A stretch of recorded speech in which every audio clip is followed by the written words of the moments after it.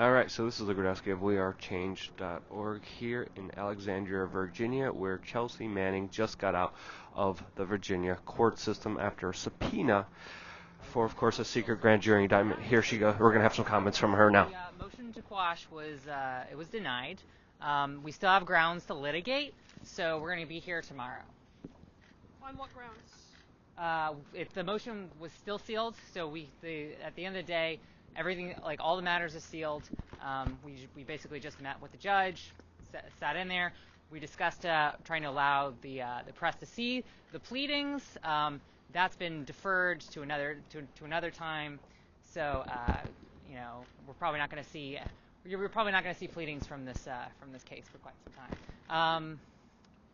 There was an awful lot of government lawyers in there, to say the least. So. Has your testimony before the grand jury been scheduled? As it stands, I'm going to be here tomorrow. So as far as we know, until this is resolved, I'm probably going to be here, through the subsequent days. Litigating and not testifying. That hasn't been determined yet. Why fundamentally do you not want to testify in front of the grand jury? Grand juries are terrible, to say the least. I've said this before earlier that grand juries are tools used by prosecution because the idea that there's an independent grand jury is long gone. It's a secret proceeding in which evidence evidence that would not normally be used or allowed can be reviewed. It's run by a prosecutor. There's no adversarial process. You're not allowed to have your attorney in there. It's a really bad process to have altogether. I, in general, oppose the existence of grand juries. In fact, the United States is one of only 2 countries that still has a grand jury process, which makes us a bit of an outlier. I need to head out. It's getting a little cold. Did you learn anything more in there about why they're interested in speaking to the grand jury? No. We didn't learn anything apart from there was a whole lot of government lawyers in there. So do you know why 10 years later, when you've already, as you said, testified about this in a court martial, why now? Why they're interested in speaking to you now? I have no substantive reason. I only can speculate. That's it. All right. Thank you. So that was Chelsea Manning, who, of course, was in jail before, which some people ruled unfair because of the solitary confinement that she had to face for, of course, whistleblowing and releasing very important information. There's a small support network here for Chelsea Manning and, of course, a bunch of journalists as well. But Chelsea Manning was one of the most important whistleblowers in pretty much American history and released a lot of the important information about the Iraq War and the Afghanistan War that the American people would never know anything about if it wasn't for Chelsea Manning, of course, giving previous information to, of course, Wikileaks. This is why a lot of people think the subpoena happened today. To talk about that plus a lot more, we have Ford Fischer of News to Share. He's also here as another journalist on the ground, and this has sent chills down a lot of people's spines. A lot of left-wing activists, even a lot of right-wing activists, are like, what is this subpoena about? A lot of people are saying it's probably WikiLeaks. A lot of people are saying it's already, a done deal that WikiLeaks has indictments, Julian Assange has indictments placed against him. What do you make of all this? And what's the bigger kind of information that people should know about this? Yeah, so it was recently accidentally leaked that Assange has been indicted on something. There was references in a public document about the fact that there was a closed hearing that caused Assange to be indicted. Of course, he's still in the Ecuadorian embassy in the UK, so at the moment the U.S. can't touch him. But, of course, the U.S. would love for him to be extradited here, and he would probably face charges. It is unclear, and it seems that Chelsea Manning herself doesn't know. And it seems that Chelsea herself doesn't know exactly what she would be asked to testify against. But on principle, she opposes the idea of a grand jury because of the secrecy of the process. And so the secrecy of that process and the general political nature of that kind of prosecution has been something that has caught the attention of her as well as other kind of anti-fascist groups and things like that. The interesting thing, I think, is that when Chelsea initially did the leaks, it was early in the Obama administration, and she was sentenced to 35 years, and she got out in 7 after Obama commuted the sentence. Didn't pardon, not clemency, but commuted the sentence down to 7 years, and she gets out. In that time, the political orientation of WikiLeaks hasn't changed, but the way that the American public sees WikiLeaks has changed. At the time, it was used in a way that it was a complete indictment of the Iraq War, in the opinions of kind of the amount of the American public that kind of followed those leaks.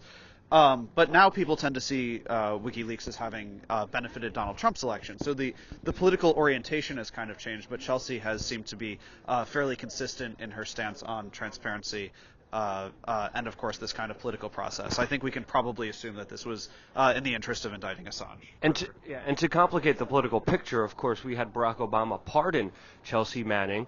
Commute the sentence of Chelsea Manning.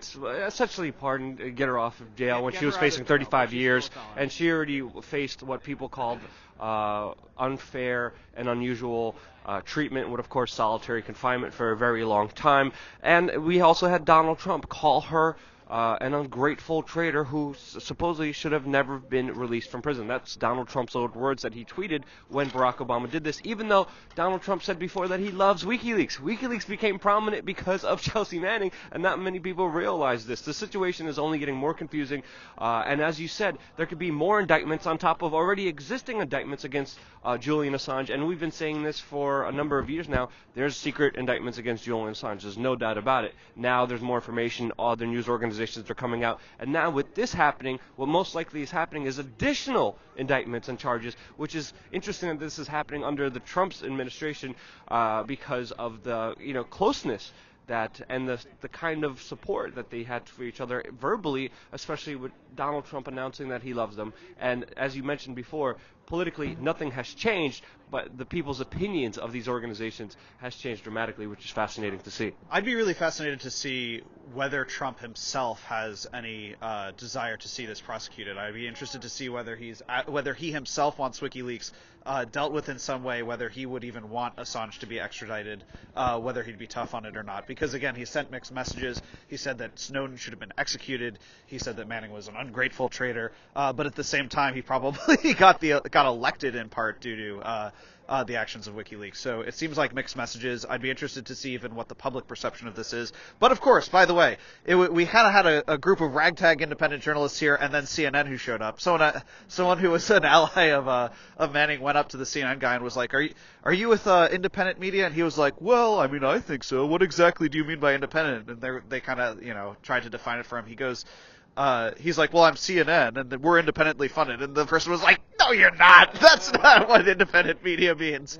I mean, I see Instagram ads with New York Times saying, support independent media, donate to us. I'm like, what do these guys think? Like, these limousine liberals and these conservative thinking, it gets me so angry to see the kind of media kind of pressure on this. But it actually is good to see them kind of covering these important issues, because the subpoena is a very big, important process, especially during secret grand jury indictments, which Chelsea was just talking about, the craziness of these situations, because Chelsea could very well face a prison sentence if she gets tripped up, if there's a mistake, and there's a lot of room for error with the grand jury system, a bigger system here, that it honestly here absolutely kind of makes no sense with what we're seeing, because the point of a secret grand jury is to make sure that people don't flee. As we know, there's a secret grand indictment against Julian Assange. I think Julian Assange already knows the situation that he's dealing with. Yeah, if he fell into American hands, then he'd be charged and probably in prison forever.